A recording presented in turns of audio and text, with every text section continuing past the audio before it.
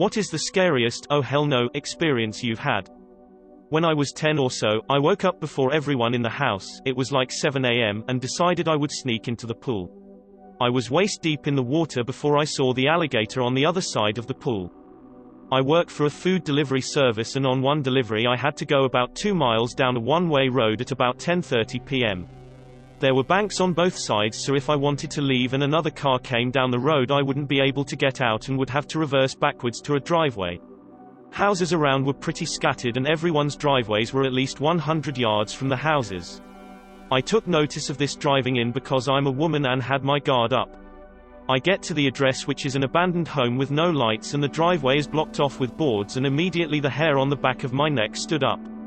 It was a dead end, and the nearest house was about 700 to 800 yards away. I parked and locked my doors and called the customer, and they said they were in the trailer across the street and they would come out to meet me. There was no trailer across the street at all, but this dude came off of a dirt trail and started walking up to my car.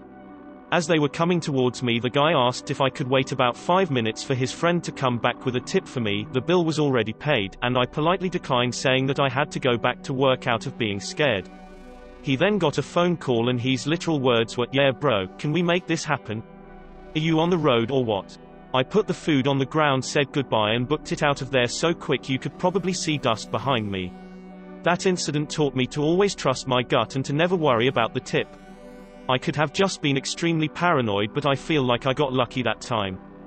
I've posted this before somewhere, but I used to work the night shift all the time, and basically shifted my whole sleep schedule over to that, wake up 7 p.m. every day. It was fine save for the fact that every now and then I'd have to do my grocery shopping at like 10 p.m., which wouldn't be so bad if I also didn't have epilepsy, which means I can't legally drive. So I bike everywhere, usually listening to podcasts on the way. One day I was on my way home from shopping and got to my driveway. It was one of those super long rural driveways that so many creepypasta people will go into a long 4-page long description of how creepy it is. It wasn't creepy, really, just secluded. Anyway, it's a long drive through the woods, and I'm used to all kinds of animals jumping out and running by as I'm going down the road, but this day something felt off. I saw an animal jump out into the middle of the drive, and I just stopped waiting for it to scurry off. I honestly thought it was a deer, because they're stupid and everywhere, but then my lights caught the eye shine and I realized it was way too low to be a deer. My next thought was, oh great, it's one of the coyotes that we keep seeing in the backyard. I unplugged my headphones and turned my music up as loud as it'll go. I had a Lumia 635, which had a loud as fluff speaker. I started stomping my feet and trying to scare the dumb coyote out. I was shining my lights out on it. It just stood there, staring at me, and then it got low to the ground, and sulked towards me. I realized immediately this was not a deer or coyote or even a neighborhood dog escaped. It was a fluffing mountain lion that was now slowly approaching me. I backed my way out of the driveway, making sure not to lose eye contact with the animal, and then busted my butt down the hill to my job, only place open at that hour within immediate biking distance. I wasn't 100% certain it was a mountain lion at seeing it skulk. I just knew it was not any of the animals I'm used to seeing, at that it was acting aggressive, defensive towards me being there. The only reason I know it was a mountain lion was as I turned the corner on the top of the hill, I tilted my head, to make sure nothing was following me, to see another, maybe the same one, sitting on a rock wall literally 4 feet away from me. It normally takes me 30 minutes to get to work, it took me only 10 minutes that day. Early one morning I was leaving a hotel and a man followed me to my car. I jumped in quickly and locked the doors as my butt was hitting the seat. He knocked on my window and I let it down only about 2 inches. He tried his best to convince me I dropped a key in the parking lot and should get out and get it. It was a ploy and I knew it. I finally looked him in the eye and said, "No, not me." He knew I meant that he wasn't getting me. I wasn't scared, but instead furious. I left before he did and hurried to get onto the interstate. With heavy 5-lane traffic, he came flying up behind me, and then right before slamming into me he darted left between cars, almost causing an accident. I couldn't report him because I left so quickly and didn't get his plate number. I never stayed at that hotel again while traveling that route. I encountered a rattlesnake 3 hours ago at the gym when grabbing a plate. I was home alone one day and heard someone walking on the roof. I literally almost garbaged my pants, found out later that the roofers were coming that afternoon. Mom forgot to tell me. I was traveling around Rajasthan with my family, parents, aunt plus uncle, cousins, grandparents, when I was 11 years old.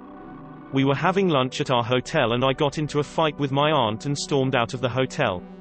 The hotel had a small park, children's play area by the entrance. Here's a crappy 2-minute plan of hotel to illustrate what I mean. https://imager.com/606qp closing parenthesis with swings and a slide and whatnot. I ran outside and went to play on the swings. It being a small hotel and lunchtime, the play area was totally empty, as most of the other kids at the hotel were with their families. I sat on the swings and stewed for a little while, before a man, probably in his 30s, approached the play area and sat down on the swings beside me. Being a naive 11-year-old who was missing her friends back home and who had no one else to talk to about my fight, when this guy started asking me questions about my family, I opened up and answered them, in detail. He asked if I was hungry, seeing as I had missed lunch. I told him I was and he said he had food in his private cottage. The cottages were behind the hotel and were quite fancy, much fancier than our standard issue hotel rooms, and asked if I wanted to eat lunch with him in his cottage. I was really curious to see what those cottages looked like from the inside and I was this close to saying, sure, when my mum came looking for me and the guy bolted. My back was to the entrance to the hotel, but my guess is he must have seen my mum approaching the play area and booked it before she got a glimpse of him. My mum sat next to me, where he'd been sitting, and asked me who the man was. I told him he was my new friend. Oh God, 11-year-old me was dumb as fluff, and that he'd invited me to lunch in his posh cottage. Mum gave me a lecture on stranger danger, led me back inside the hotel and filed a complaint at reception about the creepy man hanging around the kids' play area. I was heavily supervised for the rest of our trip and it wasn't until a couple years later that I realized that the guy probably saw a kid sitting alone in the park and figured I'd be an easy target. Worked at a coffee shop, one of the baristas was cleaning the bathroom. Hear her literally yell, "EEP." She comes to get me, saying I need to take care of a weird-looking spider. I love bugs, and get kind of excited to catch and release the weird-looking spider outside. Walk into the bathroom and it's not a spider, it's a fluffing scorpion.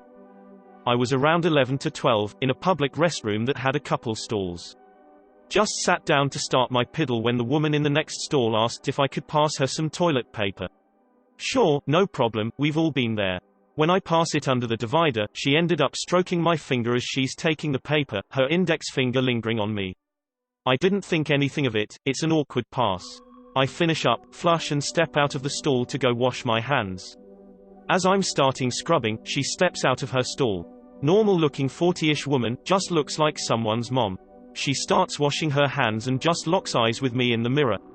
It was only about 3 seconds in total, but I remember how her smile subtly went from generic to something a little darker. It was hard to explain, but I felt like she wanted to eat me. Every possible spot of skin that could get goosebumped stood to attention.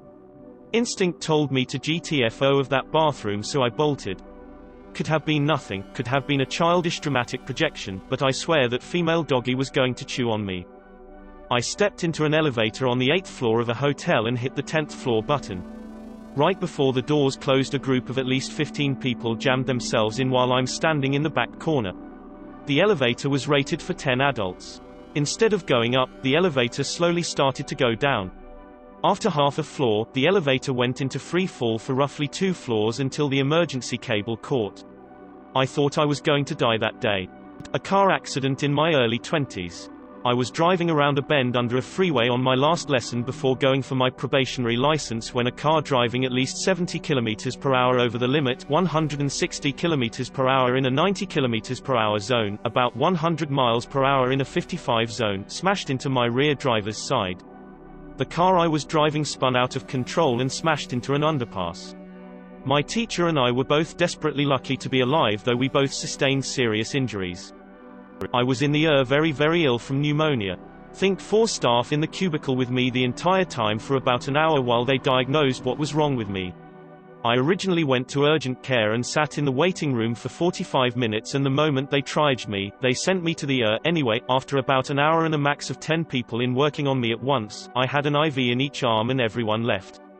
I was completely alone, still going in and out of consciousness because of low O2 sat. Whoops, turns out I'm allergic to one of the antibiotics. By the time I noticed, my hands and wrists were too swollen to hit the call nurse button, and so I was just flailing my sausage arms at the equipment as hard as I could, not very, until someone came to check on me. It took the staff maybe 30s to figure out what was wrong with me once they came in, but it was some of the longest 30s of my life because I couldn't communicate with them and I had come out of the frying pan and into the fire. At least I knew it was anaphylaxis and wasn't just suddenly dying from